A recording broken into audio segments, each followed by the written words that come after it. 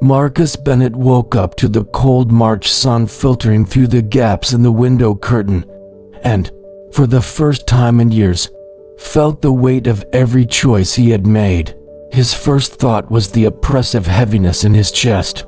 Don't close this video now, because what Marcus is about to discover today will change everything he believed about second chances, and the ending will surprise you in a way you never imagined.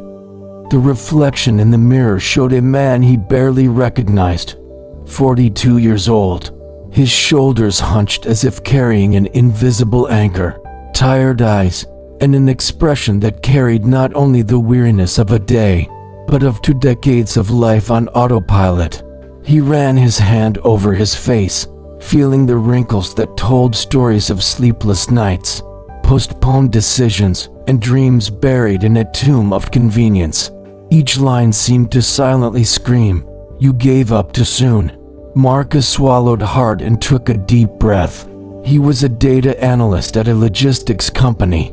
The work was predictable, the salary was fair, but his soul was starving. He dragged himself through the kitchen, feeling a cold, recurring sting in his right knee, a daily physical reminder of the exact moment life stopped. The university court, the cracking sound, the roar of the crowd fading into silence. For 20 years, Marcus had buried the dream of being a professional, contenting himself with being just the busy husband and the absent father. Jennifer, his wife, worked double shifts as a nurse to cover the bills that his meager salary couldn't reach.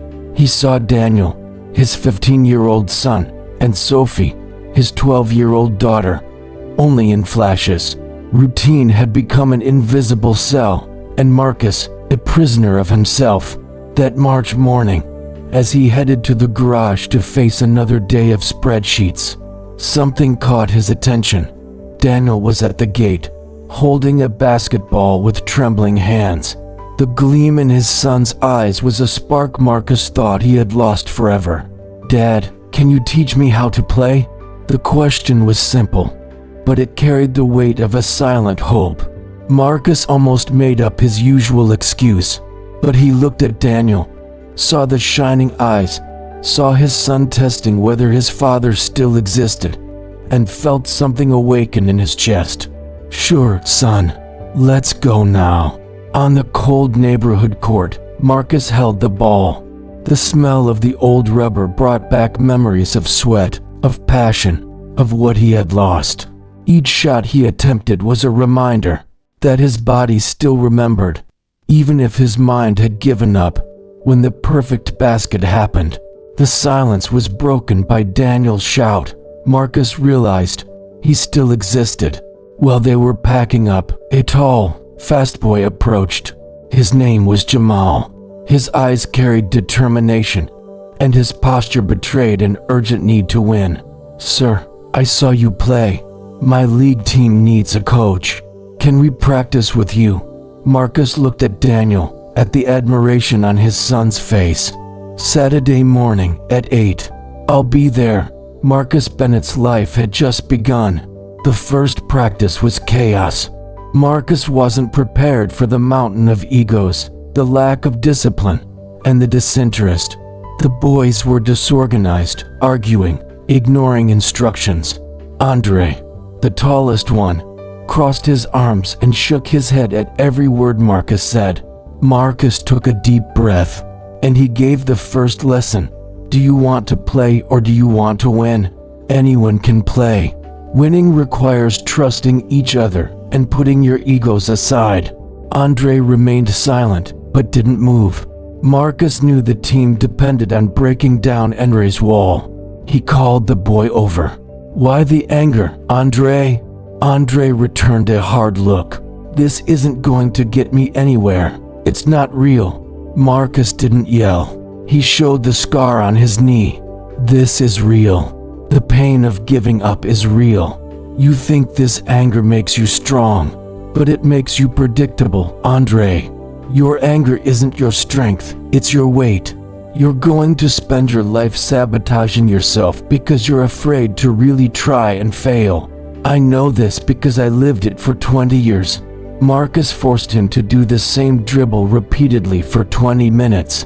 The sweat and exhaustion, not the anger, brought discipline. Andre began to listen. One rainy afternoon, Marcus found Jamal training alone. The boy wasn't shooting. He was looking at the sky. He needed a full scholarship. His mother, a nursing assistant, worked at 2 hospitals. Basketball wasn't a game for Jamal. It was an exit ticket. The pressure doesn't come from the court, Jamal. It comes from here. Marcus touched the boy's chest. You're playing for 2 people. You're playing not to disappoint. That's a weight. But pressure breaks pipes, and it also turns coal into diamonds. You have talent, but you lack the courage to be a diamond. Courage is being afraid and taking the shot anyway. Life off the court demanded its price. Marcus was late for work, making mistakes on spreadsheets. His boss, Mr. Harrison, called him into the office. Marcus, your productivity has dropped 30%. What is going on? Youth basketball? Your clients don't care about your second chance, Marcus. They care about deadlines. You need to choose either this job or this distraction of yours. The warning was clear. That same night, Jennifer, exhausted from her double shift, confronted Marcus. Money was tight. Marcus, I know you're happy, but bills don't get paid with happiness. I'm exhausted. You're running away from our life to live the life you lost. I need a partner, not a teenager who rediscovered a hobby. You're taking time away from our family to give to these boys. What is more important? Marcus couldn't answer. He felt the guilt, the pressure, the temptation to give up. To return to the gray comfort of the past was overwhelming. But he looked at the calendar, saw the tournament approaching, and remembered Daniel's smile and Jamal's desperate look. He continued, guided by the responsibility not to disappoint. The tournament arrived. Marcus's team, ironically nicknamed the Second Chancers by the local press, was the talk of the town. The first game was a disaster that ended in a sweaty comeback in the final seconds, teaching them the value of humility. The second game was a tactical battle that lasted 3 overtimes, showing them the value of discipline. They reached the final exhausted, but unified. The gym was packed. The pressure was crushing. The opposing team, the Undefeated, dominated.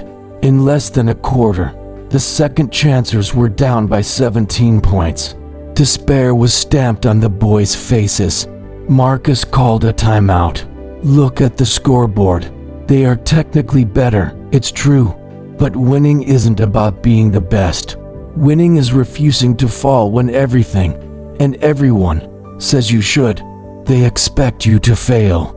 They expect you to go back to being the mess you were at the first practice. You've already won just by being here. Now, let's show them who you really are. Remember the lessons. Leave the ego aside. Trust the pass. Play for Jamal, for his mother, for me, for yourselves. Now, get out there and don't give up. The team returned transformed. They began to turn the game around. Andre makes a bold steal. Jamal hits crucial free throws under pressure. In the last minute, the score was 85-84 for the Undefeated. 9 seconds on the clock. Andre steals the ball at mid-court. He has a clear path, but remembers the coach's lesson.